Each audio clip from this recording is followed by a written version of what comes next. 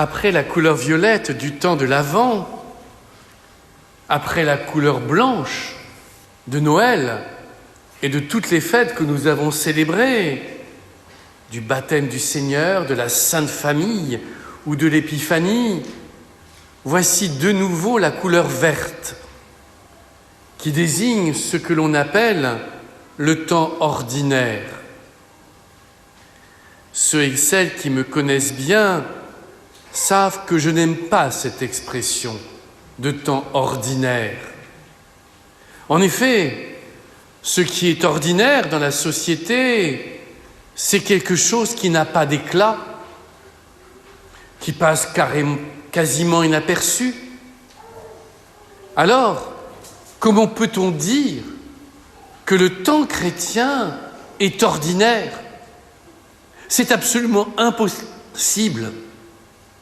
Chaque minute de notre vie, quand elle est placée sous le regard de Dieu, possède un éclat extraordinaire.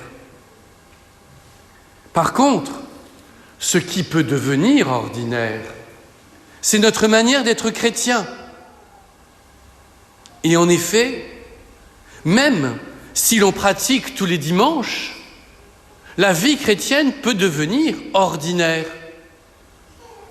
L'un des écueils, notamment, est de croire que finalement, nous connaissons les textes parce que nous les écoutons le dimanche. Nous nous habituons. Nous nous habituons aussi au temps liturgique. Oui, après Noël et ce temps ordinaire, nous allons plonger dans le carême, Pâques, le 15 août et bien d'autres fêtes encore. Et nous recommencerons l'année prochaine. L'écueil de l'habitude dans la vie spirituelle est extrêmement dangereux, car il nous endort, il nous berce. Et nous pouvons dormir debout, dormir en croyant que nous sommes présents.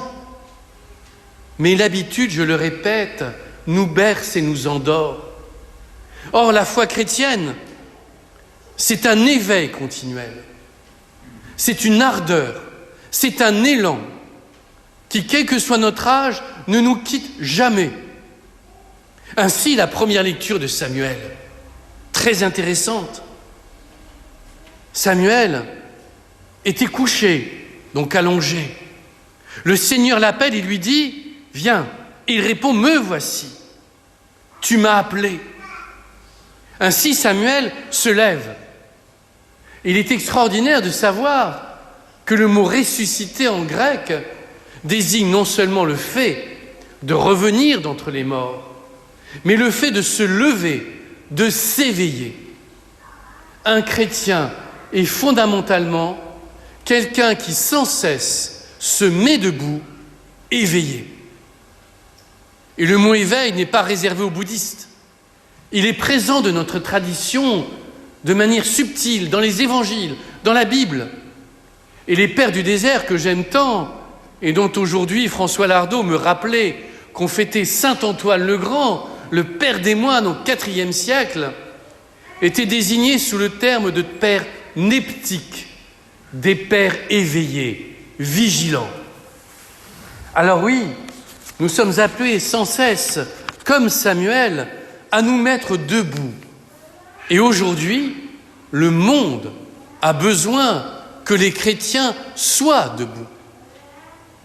Car si les difficultés présentes sont colossales, si nombre de croyants désertent aujourd'hui nos églises, il faut penser à demain, à cette après-épidémie, au monde que nous allons construire. Et pour cela, il faut que les chrétiens soient debout et éveillés. Mais un autre écueil qui peut nous endormir dans la vie chrétienne, c'est de réduire le christianisme à une morale. Et c'est ce que l'on a fait, malheureusement. Ainsi, on pourrait interpréter le texte de Paul dans la deuxième lecture comme une morale. Ne livre pas ton corps à la débauche, c'est mal. Eddie Mitchell en a même fait une chanson, caricaturant les catholiques.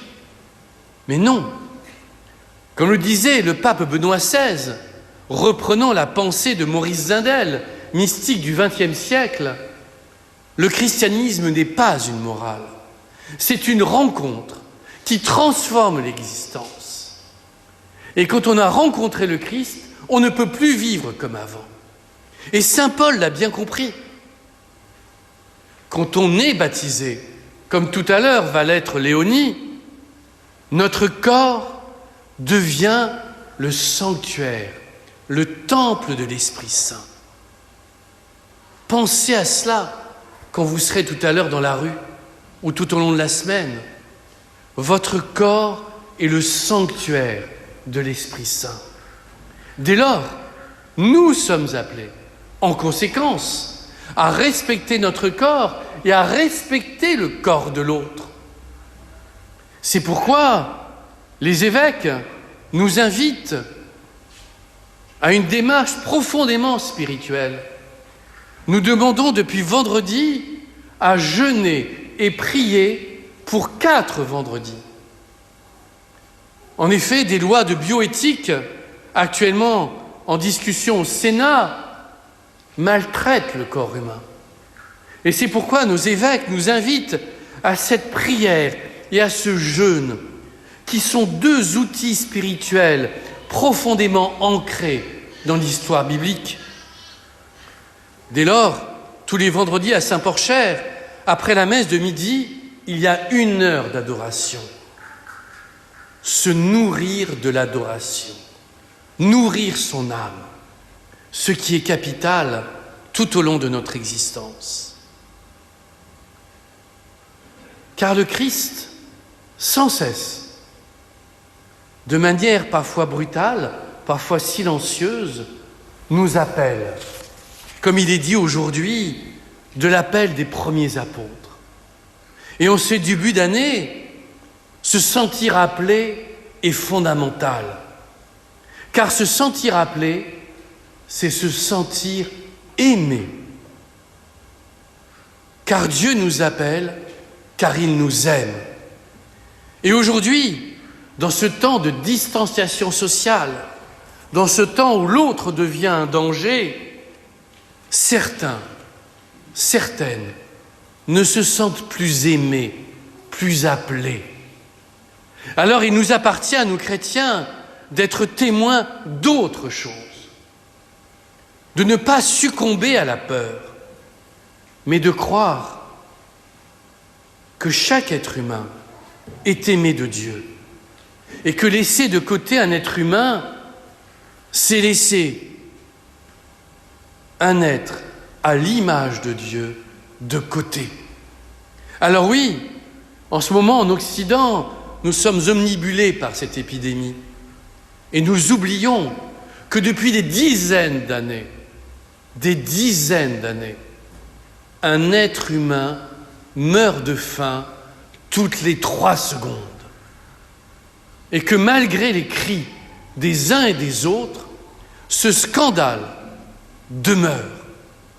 Alors oui, que cette épidémie ne nous recroqueville pas sur nous-mêmes, ne nous enferme pas derrière nos masques, derrière notre gel et nos gestes de protection. Que notre cœur devienne ouvert, sans cesse, reste ouvert. Et surtout, qu'à travers cette année qui commence, et qui pour nous, chrétiens, a commencé le premier dimanche de l'Avent, eh bien que cette année soit l'opportunité pour chacun d'entre nous d'écouter plus profondément l'appel de Dieu. Et pour écouter l'appel de Dieu, il faut garder le silence, il faut prier, il faut adorer, il faut contempler. Car notre action, quelle qu'elle soit, ne sera fondée que si elle est fondée sur le Christ et sur la prière. Alors oui, aujourd'hui, le Christ appelle ses 2 premiers apôtres. Mais en fait, c'est chacun d'entre nous qui l'appelle. À chacun d'entre nous, il dit « Je t'aime, viens et suis-moi ». Saurons-nous l'écouter? Amen.